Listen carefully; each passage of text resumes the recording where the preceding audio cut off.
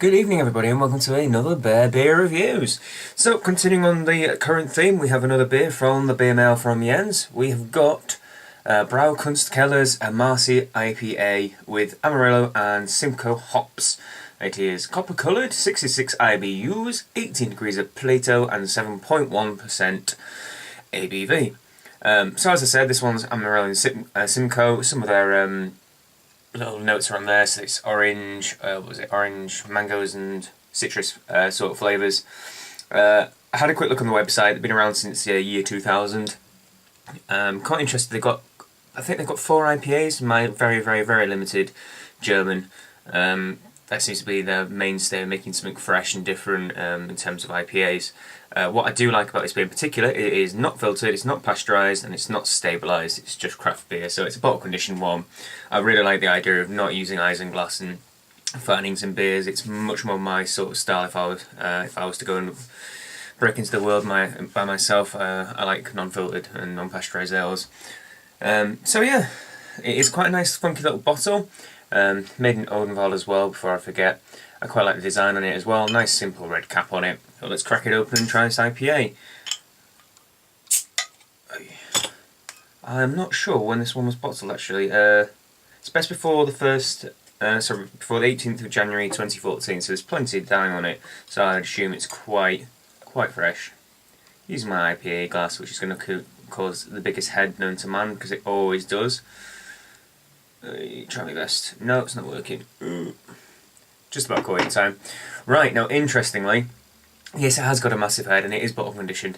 This is, when I had the Firestone Walker Double Jack, which was a double IPA, it had the same colour as this. It is best described in my eyes. It says copper on the bottle. Again, I think that's what it says, my translation from German. But this is like a neon copper. It is zinging in terms of colour. And that's a good thing. I don't know particularly what malts they'd used, although I think it probably will say somewhere. But it must be the same sort of thing as the Firestone Walker one, because you just get this fluorescent orange colour, and I think it's really beautiful. Really beautiful. Humongous amount of head.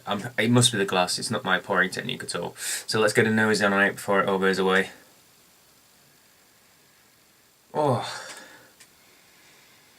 Oh, it's got a really sweet orangey smell to it, like tangerines and satsumas. Oh, it's lovely.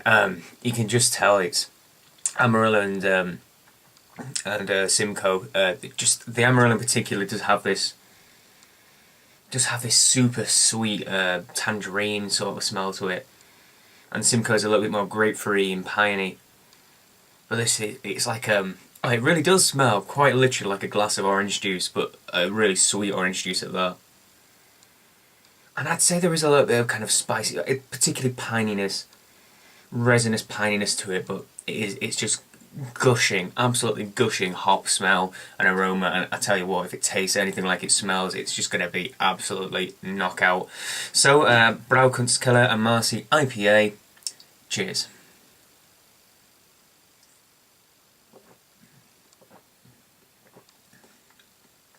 Oh, oh, that's good. Yeah, that is really good, actually.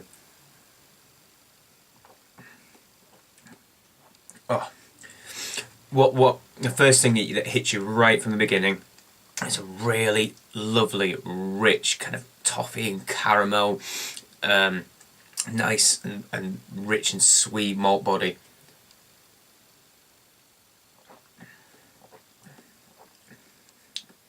And then you get like the frothing carbonation, and then you begin to feel the nice chunky.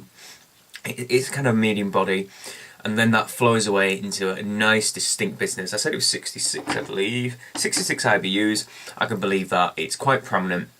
Definitely not overpowering. The malt body is clearly well balanced with the bitterness, and then you get through just the hints of citrus, more of the grapefruit, I'd say, more of a grapefruity sort of flavour going on, rather than the like the sweet, super sweet tangerine flavours.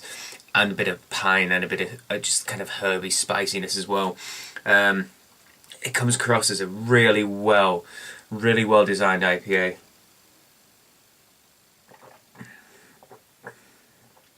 This is the sort of beer that I love to make. Actually, that taste I just had then, I had a little bit more orange coming through, especially on like on the breathe back taste, if you get my drift. When you've drunk it, perhaps from the aftertaste, there's a bit of orange sweetness coming through.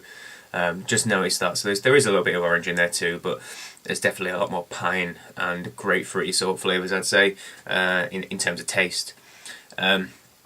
But I must say, what this beer does absolutely stonkingly well, amazingly well, as good as some of the world-class beers that I've tried before. The aroma on this is absolutely killer. I mean, it must be fresh, because this is just like putting your head in a bag full of hops. Yeah, it does smell absolutely wonderful. And that malt body's to die for. It's lovely and rich and sweet, full of flavour, and then the hops are super strong as well. You get that flavour in abundance. The bitterness is just right. The mouthful and the carbonation is brilliant. This is a really great example in a very saturated market. In a very saturated market of IPAs, I try a lot of them. I really do like IPAs. You might have seen in recent reviews I've had quite a few NAF ones as well, so it's nice to be finally back on the feet again. Interestingly, I think the head is probably a little bit off-white. It's more creamy coloured.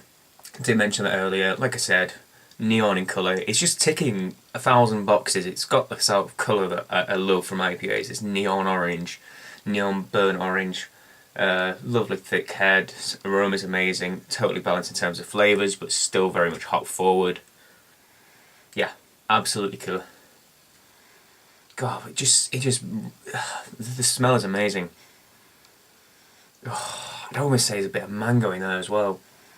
Just getting the touches of almost Citra-esque smell, but I know it isn't.